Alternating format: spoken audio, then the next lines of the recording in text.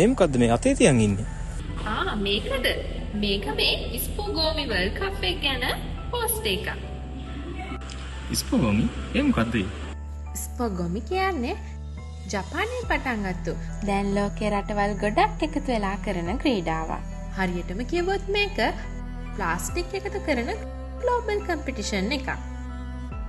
එතකොට ඔය කියපු ඉස්පෝගමී තියෙන රටවල් අතරට අපේ මේ ලංකාවත් ආයිතිද? ඔව්, මේ අවුරුද්දේ 2025 තමයි ශ්‍රී ලංකාවත් ඉස්පෝගමී වලට අවතීර්ණ වෙන්නේ. එතකොට කවුද මේක ඕගනයිස් කරන්නේ?